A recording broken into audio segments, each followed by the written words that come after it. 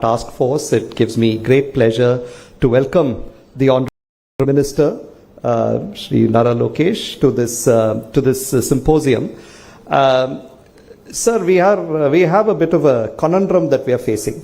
On the one hand, we say 5 trillion economy and, all of these jobs that we are going to create and things like this. But on the other hand, currently I'm also the Dean of Alumni and Corporate Relations at IIT, so I go around talking to industry. And everyone says the same thing. They all have long faces and they say we're unable to find talent. Right? So this seems to be a little bit of a paradox. On the one hand, jobs are, we are creating more jobs. We have institutions like VIT, IIT and others. And on the other hand, people still complain that they're not able to find employable graduates. So I think that is the crux of the issue that we're trying to address through this conclave. Now, as we were coming up the elevator, I was just telling the Honorable Minister that he and I have something in common. We both went to Stanford. And I just completed my PhD when he entered for his MBA. But I think one of the things I think we should reflect upon is what can we do to create Stanford kind of institutions here? Whether it's an IIT Madras or an IIT Tirupati or a VIT Amravati, what do we need to do? And I'd love to hear your reflections also on what you felt were some of the secret sauces behind the Stanford experience. But there are a few things that came to my mind. One is, as I'm sure you will agree, when you look at the student body, they're very diverse and multi-talented. People were good at many things and they were not necessarily only academic fields. And I think that sort of was one thing that contributed to that university occupying pride of place. Second is you had this amazing group of faculty who were just dreaming and imagining wonderful things, and they brought a lot of that into the classroom and things like this, which really inspired and motivated people. They were extremely well resourced, so they could start new centers. We were just talking a little bit about quantum and what we are trying to do together. That's clearly one of the next big horizons as far as technology development is concerned. 4, there was this, there is this sort of DNA of entrepreneurship that pervades campus. Before you get there, you don't think about entrepreneurship. Once you're there, that's all you can think about. And somewhere a mix of all of these, and perhaps there are other factors, led to a university which was not only trying to fill a few jobs that industry had, but was trying to actually create the next set of frontier ideas and technologies that could move the economy forward. So in some sense, what we are trying to do here, we had one session earlier this morning and we'll have a couple more after this, is to deliberate upon what we can do in India to get to that point where we have educational institutions that are leading the charge as far as ideation, technology development, research, training, skilling, all of these are concerned. And hopefully at the end of today, we would have made some progress in terms of thinking. But beyond thinking, we also have to think about how we would go ahead and implement. And that's where I think the support of government is going to be critical. I think in India, in the US, you can have these completely private universities that do well. But I think in India, we are at a situation in the history of our country where we need government, academia, and industry to work hand in hand. And hopefully, and I think this is the wonderful part about organizations like CII, because it's the Confederation of Indian Industry, but we have got the Honorable Minister with us, and some people like me who are chairing committees are from academia. So we get all of these groups together. So hopefully we can continue plodding along and at some point really realize all of these visions that we have for India being an intellectual and technological superpower. So with that, I'd like to welcome the Honorable Minister and welcome all of you to today's events. Thank you very much.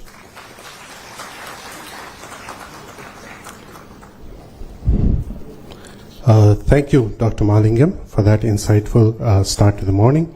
To deliver the theme address of the conclave, may I now invite Dr. G.V. Selvam, Chairman, CII, Southern Region, College Excellence Cluster 2025, and Vice President of the Vellore Institute of Technology.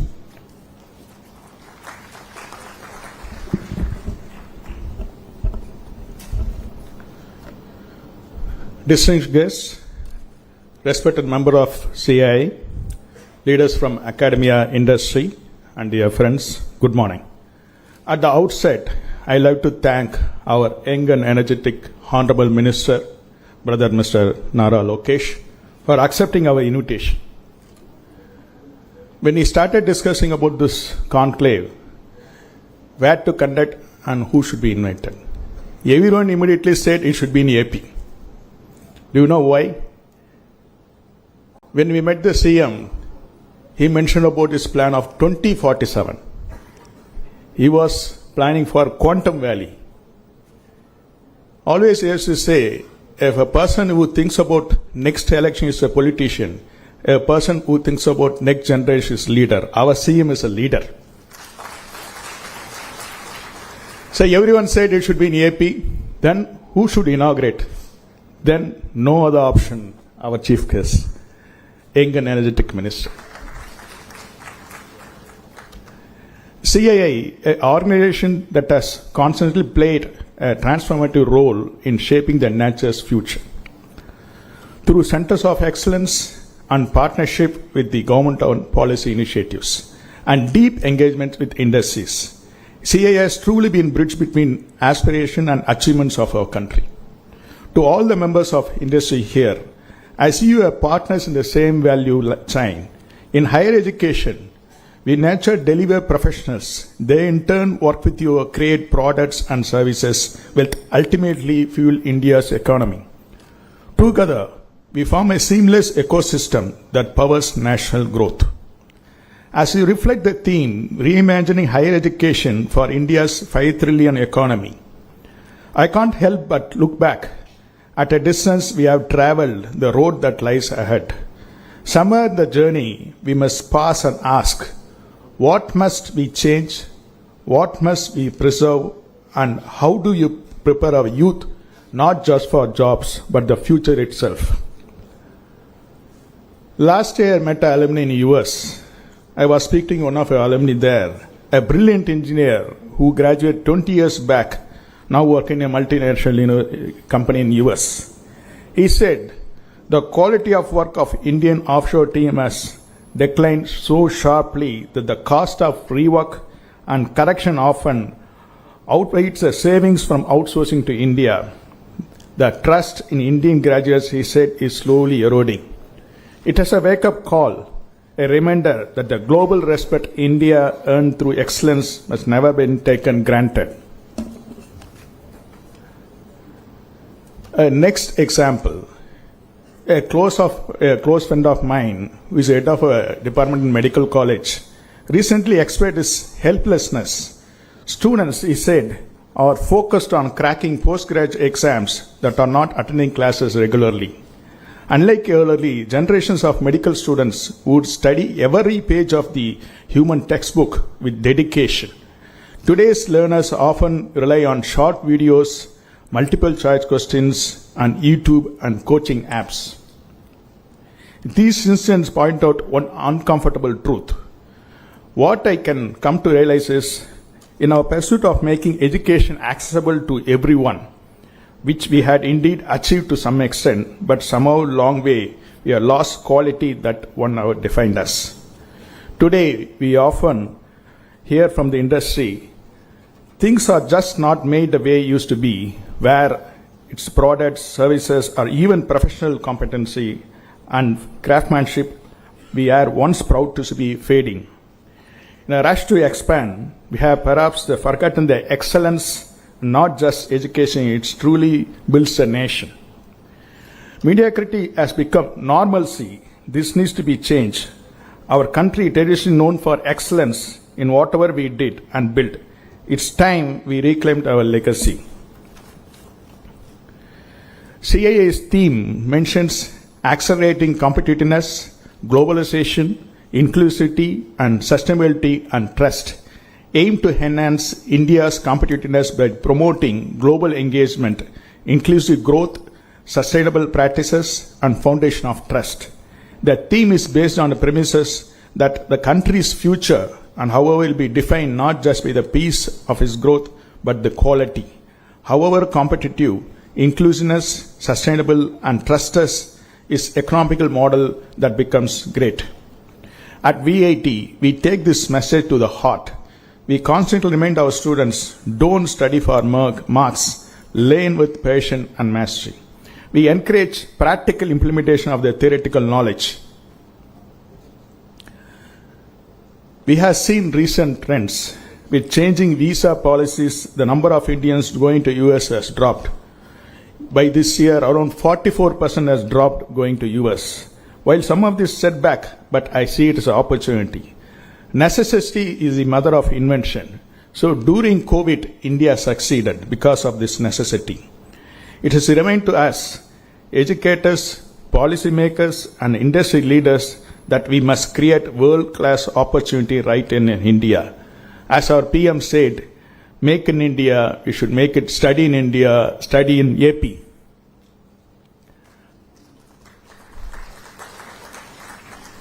To achieve 5 trillion dream, our higher education must shift focus from producing job seekers to nurturing job providers.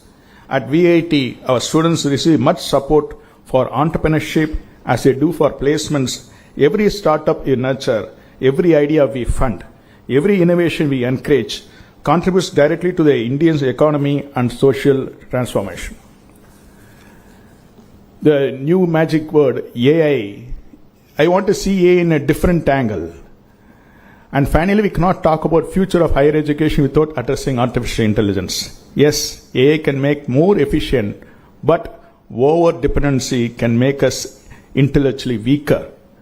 I often notice even a simple student request letter today identical. Why? Because of ChatGPT.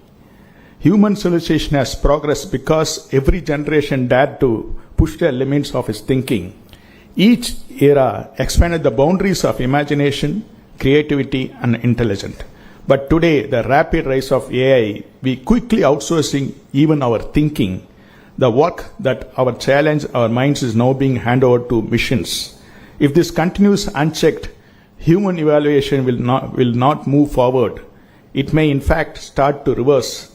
Our brains, like unused muscles, will begin to lose their strength. We must make our students aware of this danger. Technology should enhance our productivity, not erode our creativity. It is wonderful when machines take our physical burdens like washing machines, dishwasher, and or perform tasks beyond human capability. But when they start doing our thinking of us, we risk losing what makes our unique human and imagination. So today, relying entirely on calculators, smartphones, and internet. But what happens if one day these tools are no longer within reach? True learning must live within us, not as a device, not in the cloud, but not in our own minds. Our education system must ensure that students carry their knowledge within them at all times. Friends, this 5 trillion dream is not just an economical goal. We must reimagine higher education as the foundation of national competitiveness, innovation, and trust. Let's together do it now. I hope today's conclave will be very useful for national growth. Thank you.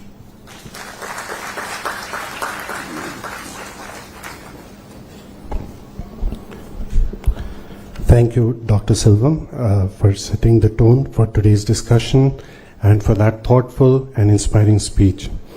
Moving ahead, we are privileged to have with us Mr. Philip Asmus, founder and CEO of First Gen UK. We now invite him to deliver his special address.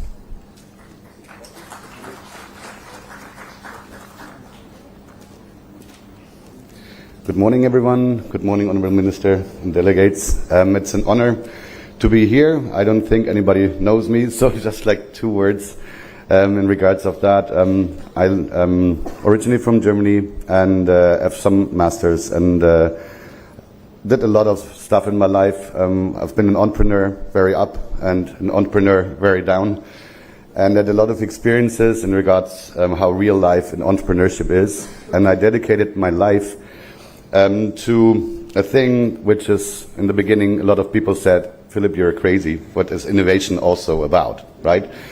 So reimagining education is one thing. You need education in order to create innovation. And when you monetize on innovation and have the impact as well, you can put something back in order to have more education, to democratize education as well. Not everybody has access to it, as we all know. So we started here in this university, Mr. Rajvangapandu reminded me, in December 23. So, and out of that, we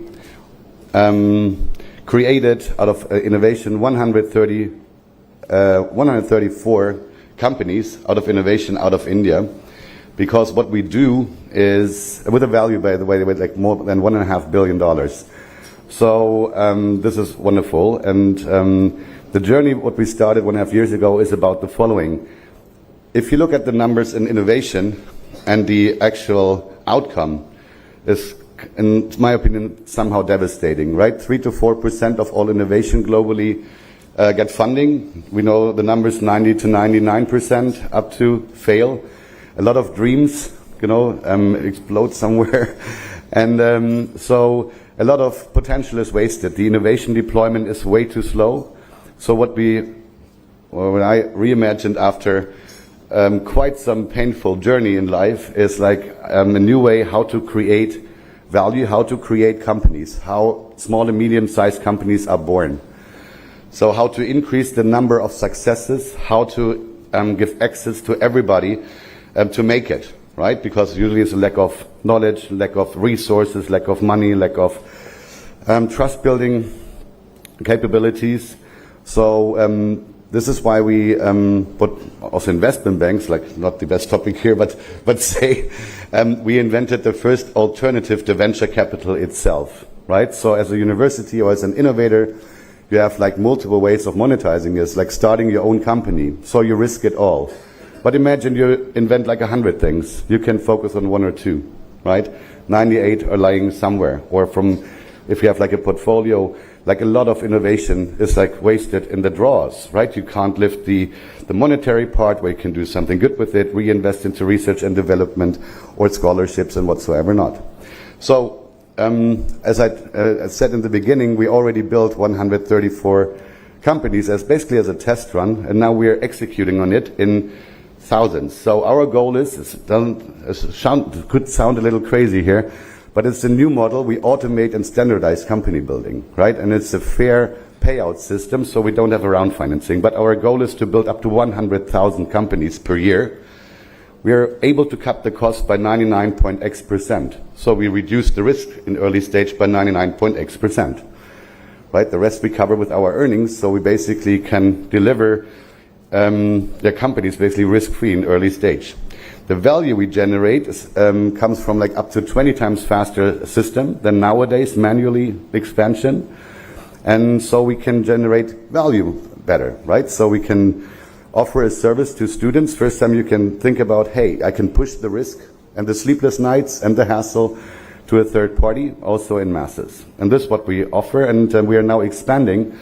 So we are, within the next few days, we are thankfully, I got informed that there are a few thousand ideas and patents we will put in the system, so we can potentially generate, 5 to 10 billion in value, also in cash out of it, where we hopefully can also give a lot back for the pre-trust in this new thing, also to India, to also the state of Andhra Pradesh. We had like a lot of talks here, and to the region in order to unitedly do something better. So this thing is not a competition to venture capital. There are a lot of upsides, a lot of hopes, but it's an addition. Let's put it like that. So what I mentioned before, you couldn't either do it yourself, sell it, good luck, or have royalties. And now we get at another layer that you can push it in masses as a service, right, to monetize on your innovation. And if you are fast in innovation,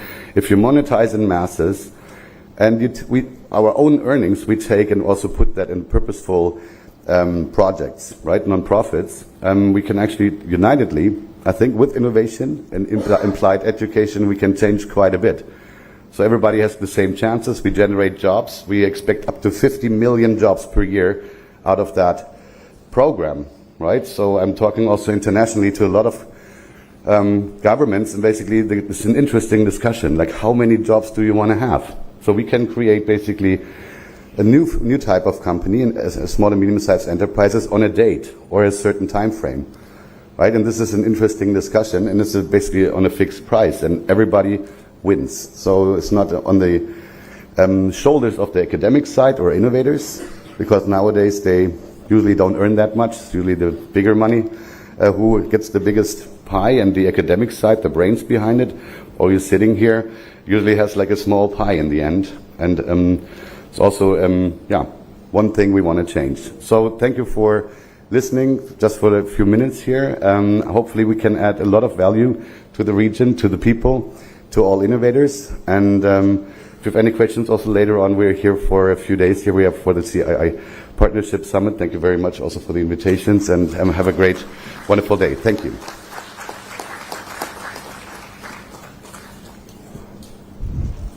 Thank you, Mr. Asmus, for that inspiring and very encouraging speech. Next, I would like to invite Professor K. Ratna Sheelamani, Vice Chairperson, Andhra Pradesh State Council of Higher Education, Government of Andhra Pradesh, for this special address.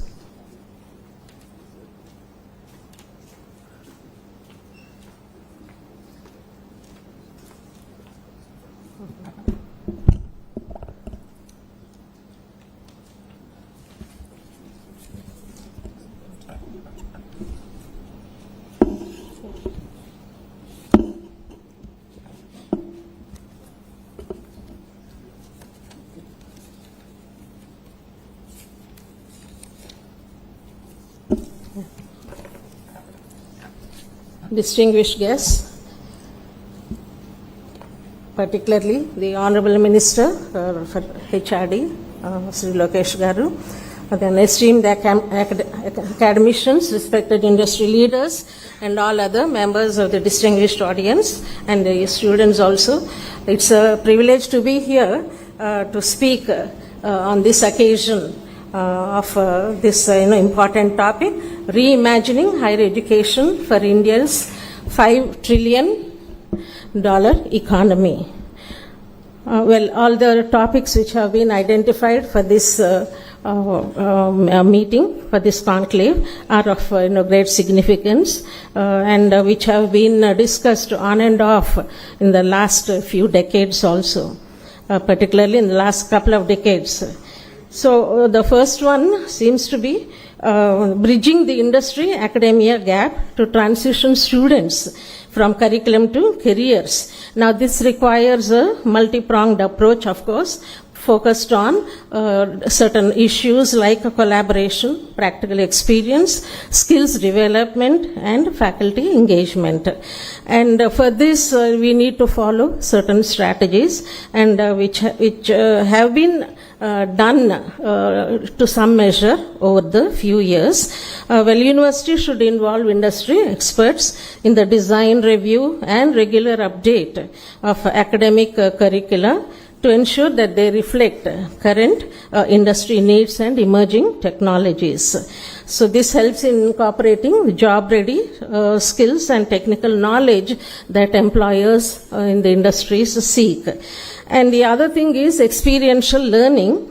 We've been talking of hands-on experience, which needs to be integrated into programs through perhaps mandatory internships and apprenticeships and so on. And corporate-sponsored projects and case studies also can be brought into the classroom, which allow students to apply theoretical knowledge in actually solving business problems. And the industry-academia collaboration cannot be emphasized too much, of course. We need to foster strong long-term partnerships through corporate advisory boards, joint research initiatives, and collaborative competitions like hackathons. And to some measure, we have been starting these things in different universities. So this provides the students with the necessary exposure to the industry and whatever is required of them. And skill development focus is also important. For some years now, we have been emphasizing on hard skills and soft skills. So the technical knowledge is as important as the soft skills like critical thinking, problem solving, communication, teamwork, and self-management.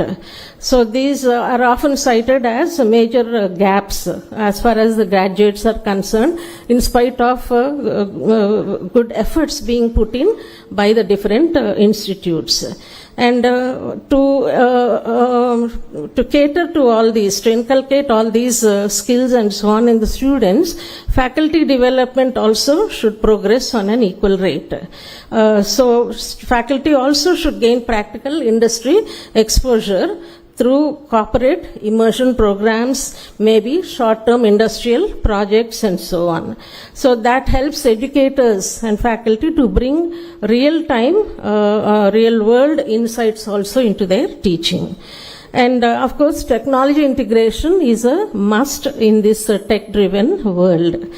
Coming to the other area which has been identified for discussion in this conclave is the need to redesign degrees in India for emerging sectors to realize $1 trillion economy, and this requires a very fundamental shift, a paradigm shift, in fact, we can say, in the higher education system.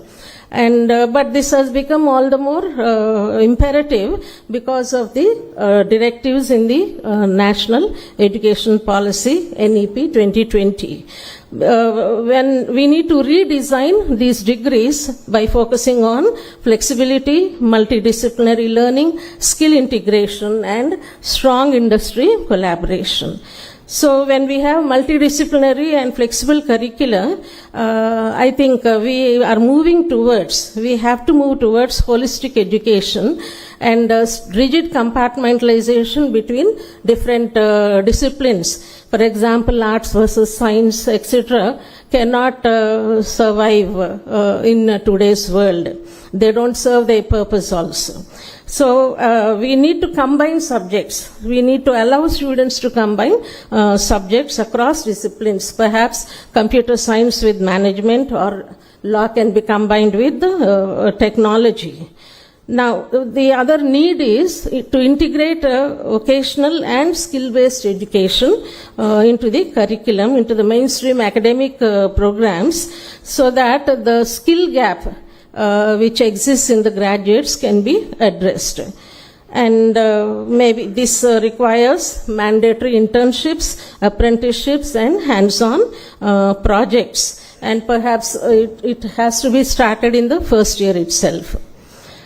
Now, focusing on emerging technologies is another strategy that we need to attend to. Our students have to be exposed to new age technologies like AI, ML, data analytics, cybersecurity, and IoT, the Internet of Things, and so on. And we know that the government is also trying to establish centers of excellence in AI, particularly in key sectors like health, sustainable cities, agriculture, etc. And again we come to this point, the collaboration between institute and industry. This is necessary because hybrid learning and experiential learning are the focus these days, whether it be in sciences or technology, or even in humanities or languages, particularly language teaching. We are speaking of the necessity of adopting online, digital, and hybrid learning formats, along with virtual reality and augmented reality in the classrooms. So this is what we have for long been describing as learning by doing. So the students learn a lot by doing, and it provides them the motive and the confidence also to move forward. And they can apply then the theoretical knowledge effectively to whatever things they are doing. And again, this also brings us to the importance of promoting innovation and entrepreneurship. And these days, many universities are becoming hubs for innovation with incubation centers, and there is also support for startups and encouraging students to transform their ideas into commercial ventures because we have to be in keeping with the national development goals. But then this brings also the question, what about the public universities? And this is where I think governments have a major role to play. And not only that, I think private support is also necessary. Private universities are doing well, of course, as far as infrastructure resources are concerned. But then, how much is it possible as far as the public universities are concerned? Well, because if you see the emerging sectors, which have high growth potential in India, the redesigned degrees, include technology and IT, fintech, that is digital payments and so on, financial services, renewable energy, sustainable development, pharmaceuticals and healthcare, and infrastructure. Then moving on to the other significant topic here, how the universities are playing an economic role, more so these days. They have to evolve from traditional degree granting institutions to dynamic innovation hubs. In the process driving regional growth and national economic growth. So for a long time universities had two functions, major functions, education, teaching and research, of course, doing basic fundamental research.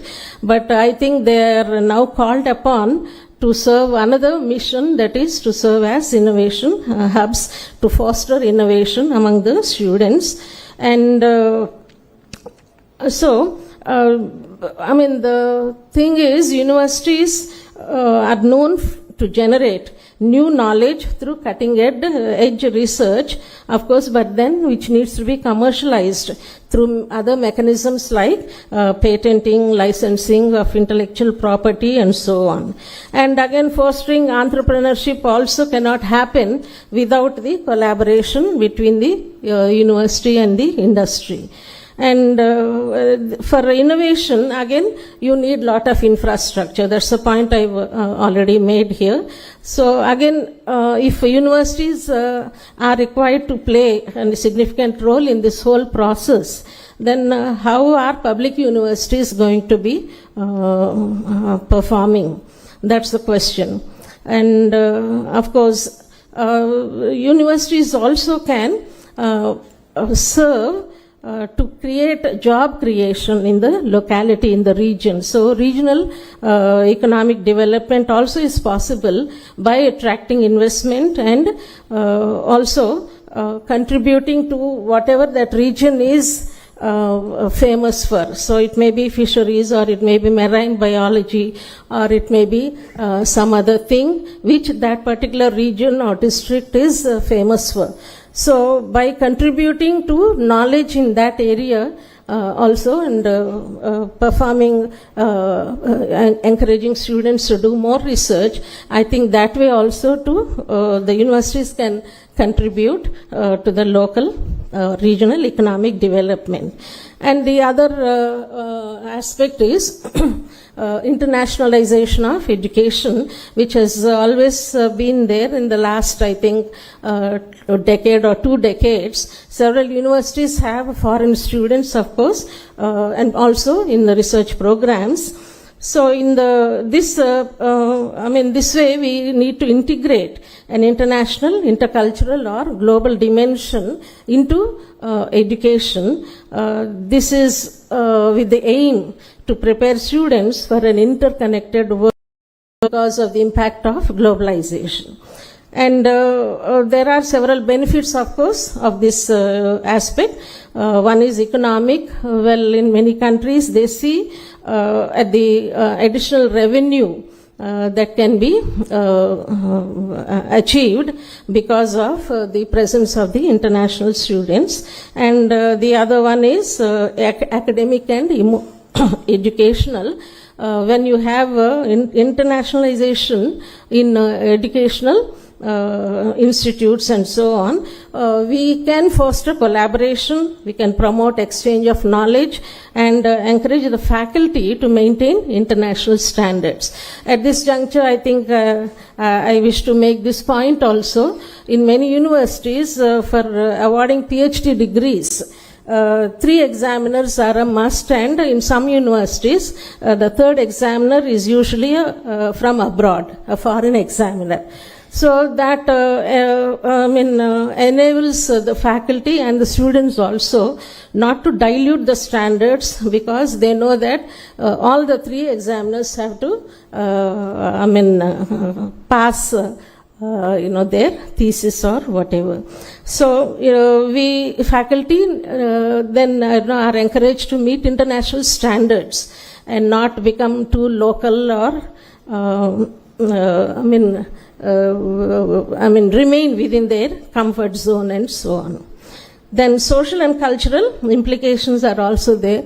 It enhances empathy, understanding, and truly enables our students to become global citizens, because in a globalized economy that is important.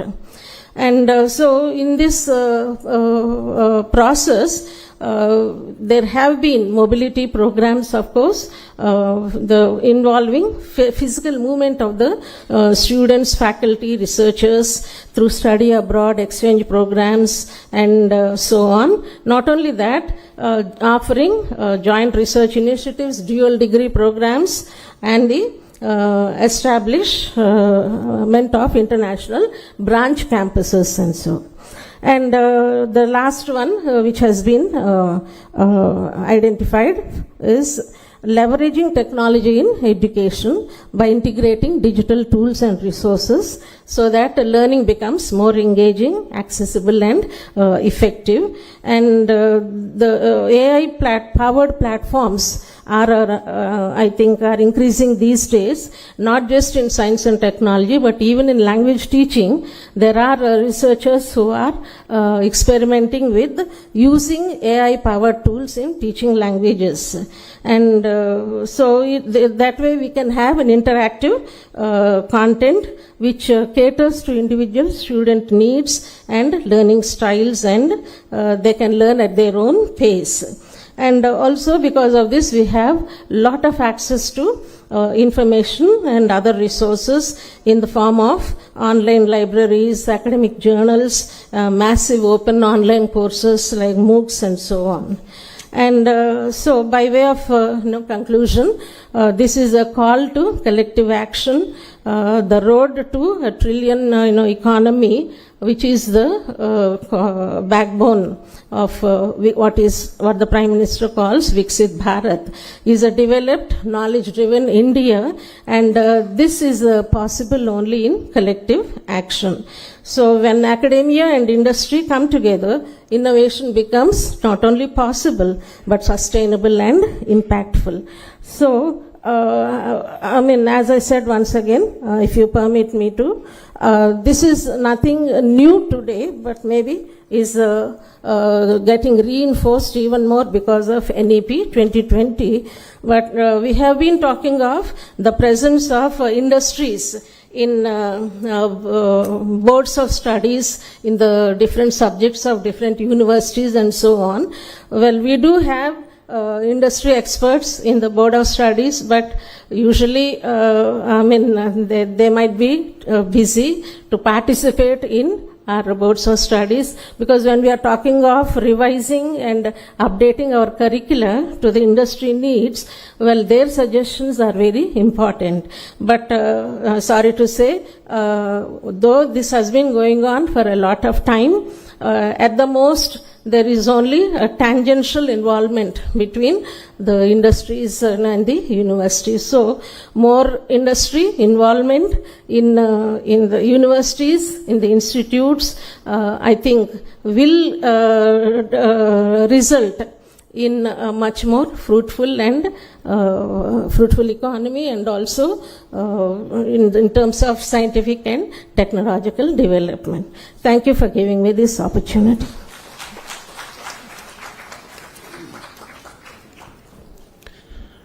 Thank you, Professor, for your informed, comprehensive perspective.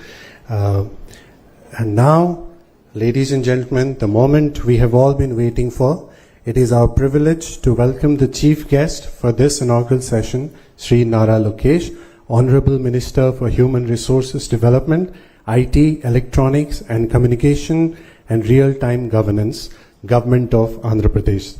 We request you, sir, to deliver the inaugural address. Thank you.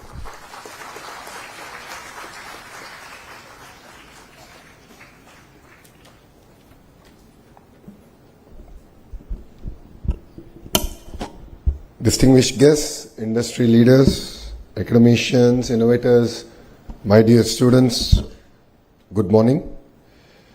Let me congratulate first CI, the Southern Region and WIT for hosting an amazing forward-looking conclave.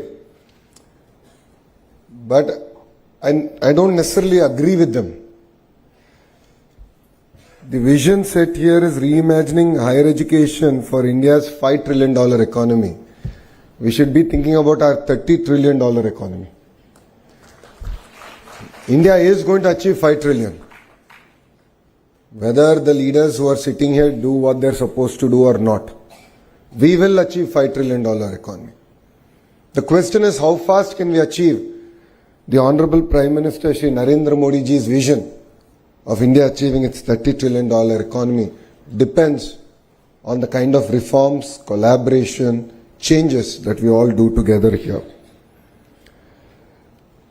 Economic growth is not possible without intellectual and human capital being harnessed. Higher education is not merely a sector for me, it is a strategic pillar here in Andhra Pradesh. 54% of our population is under the age of 25, which makes us one of the youngest workforces. It is a greater asset, and yes, demographic dividend is here to be harnessed. But it also presents unique challenges.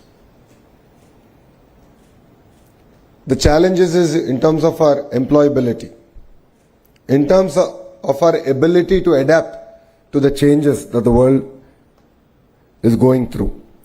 Only 34% of India's working age population has received a formal training. This is compared to 96% in South Korea, 80% in Japan, and 75% in Germany. The recent economic survey stated that only 51% of our graduates are employable. 51%.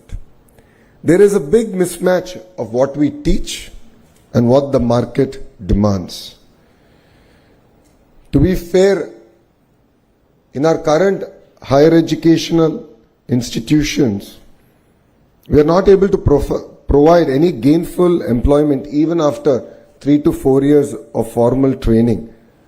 Whilst youngsters go to Amirpet and within 4 to 6 months of training they are able to find a job.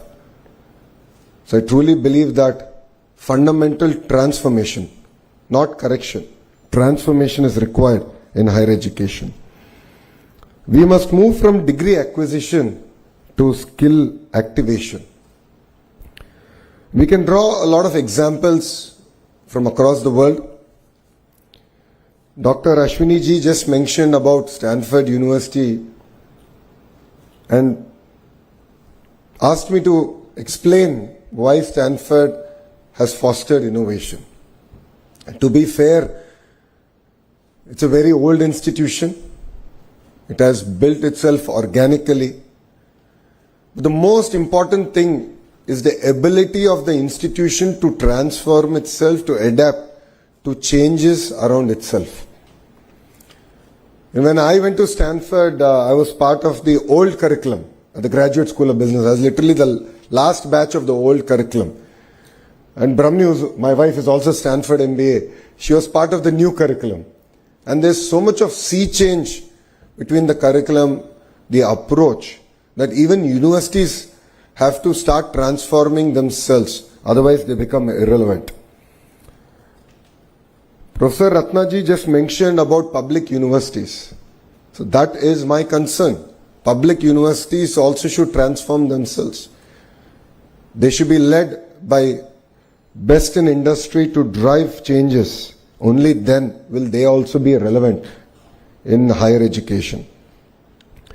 There is always a persistent gap between, academia and industry. Lot has been discussed today about it. But it's very, very important that we accelerate reforms. So APSHI, Vice Chair is here. All the thought leaders are here in this room. What is important is pace, speed at which we bring in the change. We must accelerate reforms through dynamic curriculum updates, structured internships, mentor and career guidance ecosystem, and faculty immersion programs. This is not merely a luxury, this is need of the hour, this is necessity for India. As all of you are aware, there has been a change in the government in the 16 months back. And the Honorable Chief Minister signed one of his first GO, which was skill census. And the idea was, how do you assess the citizens across various traits? And then what kind of skill intervention we should provide. As leaders have said, Mr. Naidu is a visionary. He always looks ahead of the time. And then he leaves execution to youngsters like me. We tried skill census in its traditional census format in my own constituency, Mangalgiri, and we failed. And we failed miserably. We were unable to assess across the various traits that today people are gainfully employed. And that is where we have just launched an initiative called Naipunyam. And Naipunyam is not merely a supply-demand aggregator of jobs, but it is a platform to assess skills across any trait available. And that is where AI has really come to help us. So you're an AC mechanic or a two-wheeler mechanic to an AI engineer, you will be assessed using AI, and we will be able to give you clear skill interventions, including training, so on and so forth, to help you upgrade. Our youth is globally recognized for their adaptability, discipline. And to be fair, Andhra Pradesh has led the revolution of IT from the front. And that is why if you look at all the major global institutes and companies are all headed by people from the two Telugu speaking states. We have great institutions now in Andhra Pradesh, including WIT, the IIT Tirupati, IIM Visakhapatnam, and of course our public universities are going through their own transformative phases. But what makes it even more exciting is Andhra Pradesh has positioned itself for the next generation of jobs, next generation of startups. It could be in data, it could be in quantum, it could be in innovation. Andhra Pradesh will lead from the front. Drawing from the inspiration of our Honorable Prime Minister, we have created our own vision, 2047, called Swarnandhra. It is to achieve a $2.4 trillion economy here in Andhra Pradesh by 2047. And to all the youngsters here, because you will definitely see this vision happen, you will see 2047. Take it from me, we won't need that much time here in Andhra Pradesh to deliver our target. I believe that there are 5 transformation pillars that are very, very important for us to achieve it. One is curriculum to careers. It's very, very important to shift from textbook learning to competency-based problem-solving education. And every syllabus must be co-designed by industry to be measured against employability outcomes. Professor Ratnaji explained that industry apathy is there. I don't necessarily agree with her. The titans of industry have very limited time. We as a state have to be proactive. We have to deliver on the speed. We shouldn't waste their time. Only then will they be willing to invest time to help us transform our entire curriculum. So APSHI should work even harder than they are, including the chairperson, to involve the industry in terms of bringing in the requirements, changes to the curriculum. Research and innovation is the second pillar. Each university COE must host incubators, patents and startup hubs. It's very, very important that we also tie up with other global universities. I've had an opportunity to be to Australia. Recently I visited quite a few universities in a very short time I was there. It's fascinating to see the kind of research that's happening there and how each university over a period of time has developed deep understanding and deep research in a sector. So a great example of this is a New South Wales University, which is, while it offers courses across sectors, their specialization is in solar cell. And I saw a 10,000 square feet rapid prototyping center, which was quite inspiring. And we are going to bring it to IIT Tirupati. We're already in touch with them to sort of look at how can we now bring collaboration between industry, academia and research together. So I think this is very, very important for all of us to work. The third pillar is our digital future skills. AI, quantum, semiconductors, green tech, robotics are here. But as Selvam has said, please don't outsource your creative thinking to ChatGPT or Gemini. While trivial tasks we can use it, to be fair, please don't replace your creative thinking or critical analytical thinking using ChatGPT or AI tools. Internationalization is something that was discussed threadbare.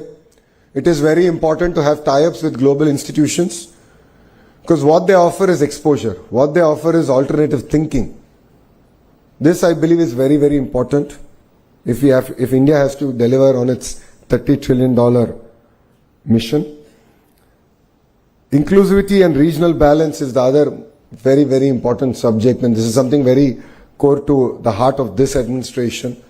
While Amravati is our capital and there's a lot of work, I'm sure all of you would appreciate, now that rains have subsided and we are able to restart all the works here in Amravati. But for us, all regions and all parts of the states are equally important. But what we have done is a very focused clusterization. So if you look at Anantapur, it's the automotive hub. Kurnool is the renewable energy hub. There's a lot of cement manufacturing coming in that zone because they have limestone. Electronics manufacturing is coming between Kadapa and Chittoor. A lot of work is happening in compressed biogas in Prakasam district. Erstwhile Nellore district is already diversified. All of you will be surprised to know 50% of India's air conditioning is manufactured here in Andhra Pradesh. We've signed with LG, Daikin and Blue Star. We're going to take this to 70%. Imagine one cluster, 70% of India's air conditioning is going to come. Compressed biogas, as I said, in Prakasam. Here in Krishna Guntur is capital. We have quantum now coming and we have few other industries coming here. East-West Godavari districts are exceptionally well known for their fisheries and we're working hard to take that forward. North Andhra is going through its own transformation. It's going to be $1 trillion ecosystem, starting with a pharma hub, chemical hub, medical devices manufacturing hub, to a steel city. I thought we'll be building one new steel city. It looks like we're going to build 2 new steel cities in Visakhapatnam. And the entire data ecosystem, IT ecosystem that's getting built out there. Why am I sharing this with you is we believe in the power of vertical and horizontal integration in each of these clusters. So let me take an example of your mobile phone. All of you are taking pictures, so I thought that was apt.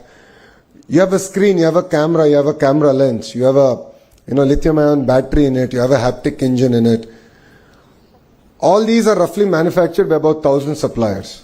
And our vision here in the state is to bring these 1,000 suppliers to that cluster and build a thriving ecosystem. So looking at it from an end-to-end perspective, that's what I call verticalization. And horizontal is where my department, HRD, comes in. Curriculum, skill development, testing of equipment, and third thing is certification of this equipment. So when I met the Blue Star leadership, they said we manufacture 50% of India's air conditioning, but if I have to get a heat pump certified, I have to send it all the way to Germany. And why is that the case? Why are they not here? And you want to make it a 70% ecosystem, then we need to bring in the entire certification here to India and to this particular cluster. So what you're going to see in the next 3.5 years is a tight integration between our vertical and horizontal approach, and we'll create a thriving cluster in each of these zones. And I would like to thank CI for their continued support. But I would also like to request CI that they need to run at the pace of the Andhra Pradesh government. We've done consultative committees. We have a sense of urgency. Andhra Pradesh was, exactly 18 months back, not in the radar of any investment or investor coming to India or even in India. But today we have attracted close to $120 billion worth of investments already. And the partnership summit that we're hosting 14th, 15th in Visakhapatnam, we're hoping to close another $120 billion investment.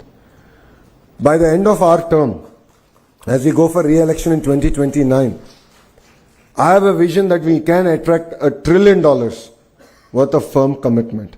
So these are investments that obviously will not get done in the year that they're signed, but they will start. So if you look at ArcelorMittal project, it takes 7 years for all 3 phases to be implemented, but $15 billion will get invested in that project. If you look at the Google Data City, it's $15 billion that will get invested in 3 years.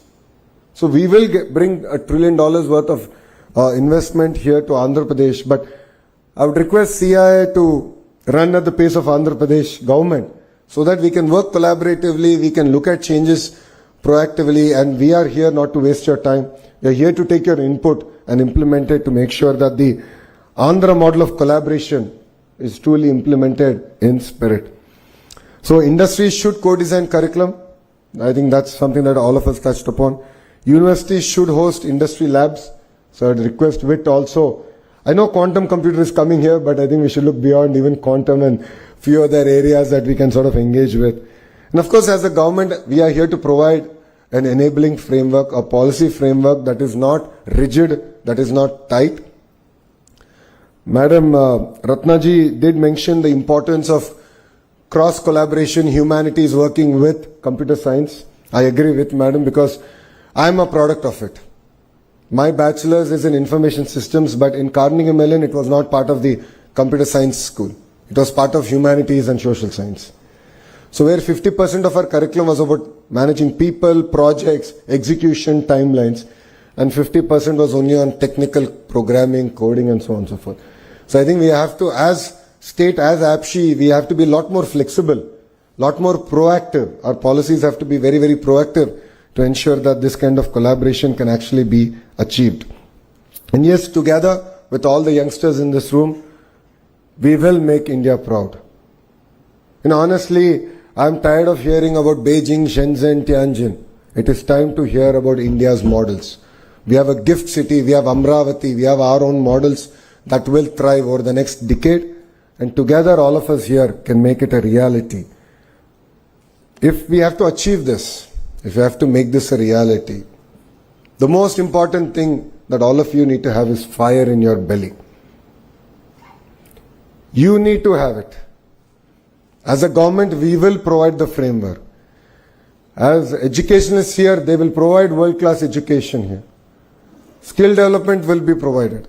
But one thing we cannot give is fire in your belly. You need to have it. You need to set tall goals and you need to go chase those tall goals. When this government came in, we didn't expect to achieve $120 billion worth of investments in such a short time. To be fair, that is equal to the investments in the last 10 years of Andhra Pradesh history. Last 10 years. But then we are not happy. We said we can do even better, we can do even more. And that is why we're chasing it. That's because we have fire in our belly and it's important that you have fire in your belly. And dream big. People around you will laugh. People around you will make fun. But if you don't dream, you really cannot achieve what you want to achieve. If we don't dream, we cannot make India a developed nation. So dream big, but then care to achieve. You have to be meticulous, you have to focus on your execution and ensure you put in the time that is required to deliver it. And honestly, life is not a destination, it's a journey.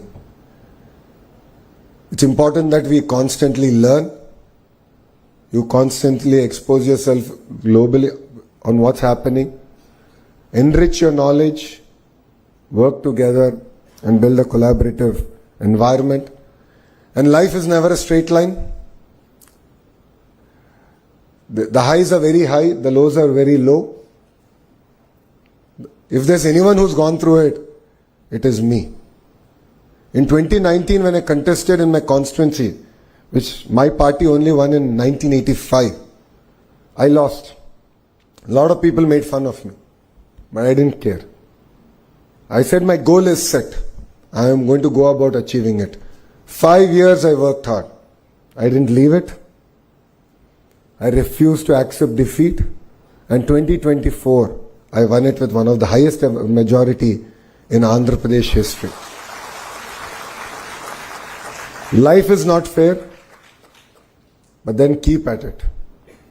Only if you work hard, you can achieve the targets that you set yourself out to achieve. And Partnership Summit is one forum. I know that quite a few partners here are coming. We should engage, we should exchange ideas. And definitely my goal is very simple. Strong states is strong nation. When states compete, India wins. So we will compete with Tamil Nadu, Karnataka, Telangana and all other states, including Gujarat. And I'm sure India as a country will win.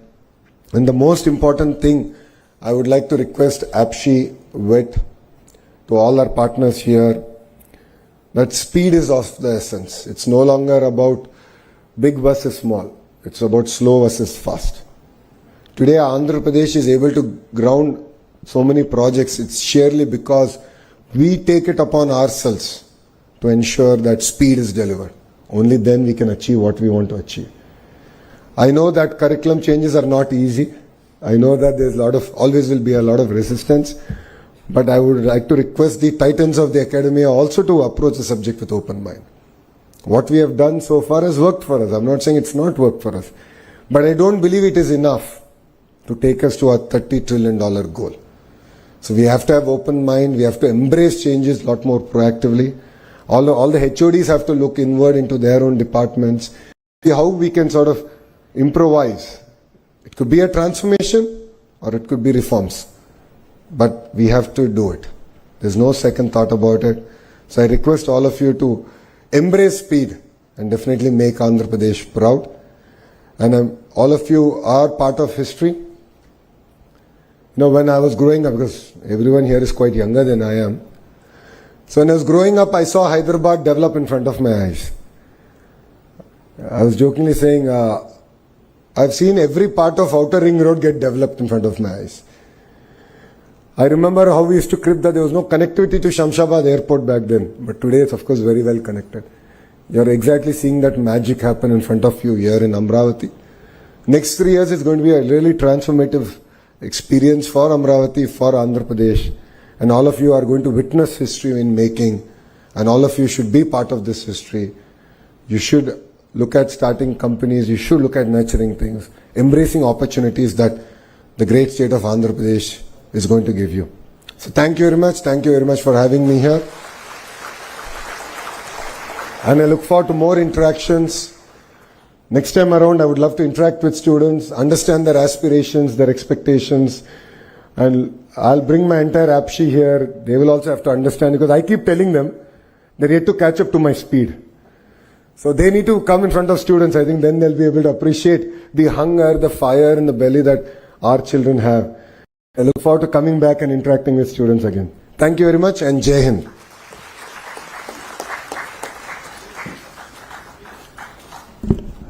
Thank you so much, sir, for the inspiring address and your visionary outlook on strengthening the education ecosystem to align with Andhra Pradesh and India's economic ambitions.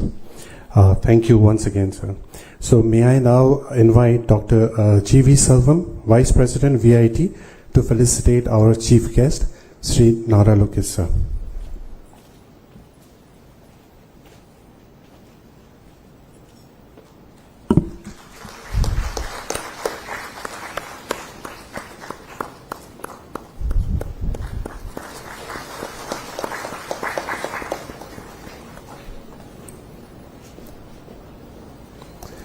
Thank you, sir. To conclude the inaugural session, I now invite Mr. Saranam Narendra Kumar, Vice Chairman, CII, Andhra Pradesh, and Executive Director, Apex Solutions Limited, to deliver the concluding remark.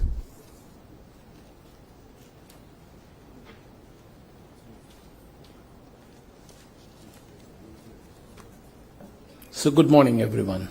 It's always difficult to grab the attention after a fantastic speech by our Honorable Minister, but still I'll do my part here.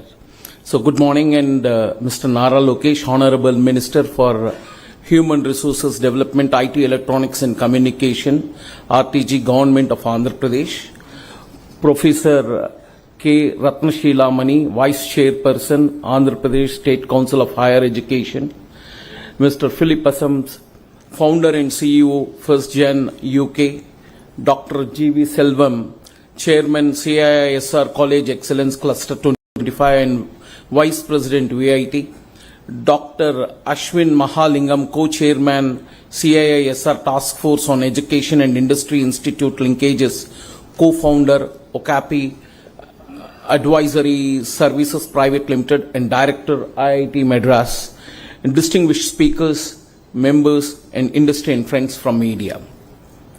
Ladies and gentlemen, as we conclude the inaugural session and step into an enrich with newer ideas, insights and forward-looking conversation, it is essential and pivotal. The higher education plays a vital role to become a $5 trillion economy. As our minister just now mentioned, that we need to be a $30 trillion economy by 2047. That is the mission for Viksit Bharat 2047. Along with that, and AP wants to be at $2.4 trillion economy, and we want to march along with the national guidelines. And today's our discussion is going to be on bridging the industry-academia gap, readdressing the degrees for emerging sectors, and higher education and internationalization. Will explore how our education system and ecosystem can become the true engine for our national progress. So I would like to mention a few of my experiences here. So since how the ecosystem to be transferred. In one of the meeting, so I was talking to Rajiv Chandrasekhar ji. He was mentioning now the industries and all coming up where the metros are there, where the infrastructure is very well established. Now the future is getting transformed into the place where the knowledge is available, where the skill set is available, where the productivity is there. So industry is going to come to the places where the knowledge. Now this is the place where we have so many universities, the knowledge is here. I am sure that this place will be a happening place in a near future.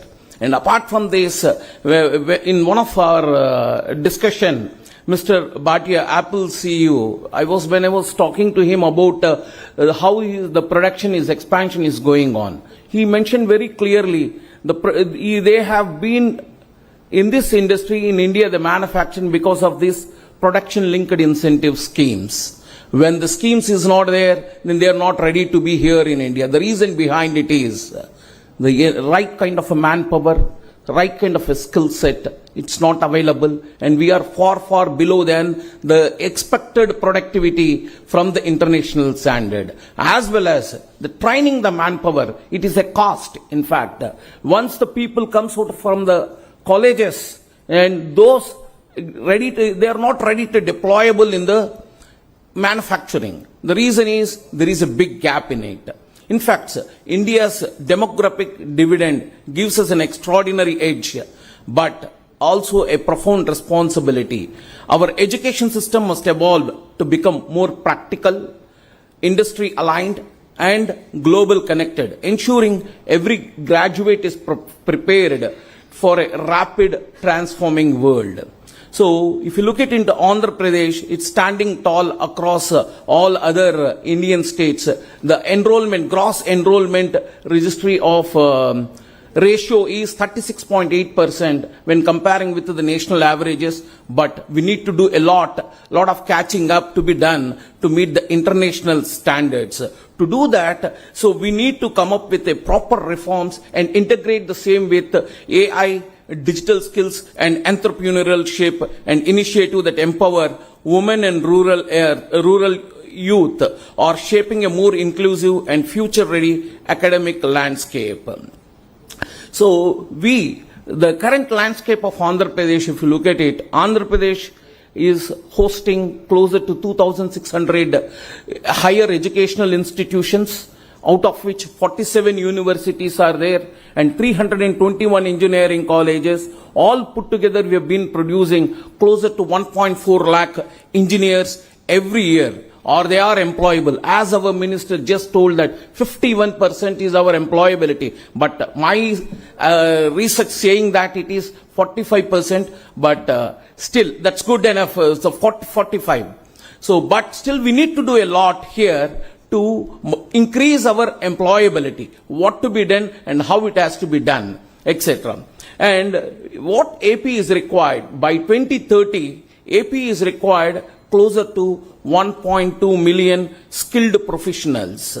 So where they're going to work, how they are going to work. As in the previous speech, the minister told very clearly already $120 billion is already landed, and another $120 billion is going to get signed on 14th and 15th. All these people are going to work in those industries, subject to, if they have the capability, if they have a potential to do it, if they have an innovation and creativity to think further, to move ahead on this.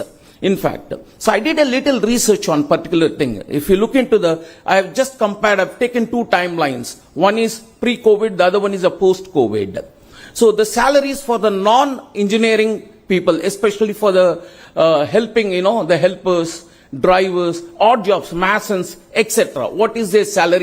And what is the salary of an engineer in post-COVID and pre-COVID? If you look into it, so there is a predominant growth in the odd job. There is 75 to 80% growth in the salaries of the employees, those who are doing an odd job. When we look into an engineer's, I'm sorry to say this, the salaries got stagnated. It is close to 3 lakh rupees. It is there previously 3 lakh per annum, that means 25,000 per month. Still today, the same salaries are prevailing. It is time to think about it. So why these salaries got stagnated? What happens here? If you want to grow $30 trillion economy, whether the salary levels at 25,000 is enough to grow at that pace. To get 7 to 8% GDP growth, is that enough to do it? So our per capita income should grow up and our salary should move up. Then only the $30 trillion economy objectives can be achieved here.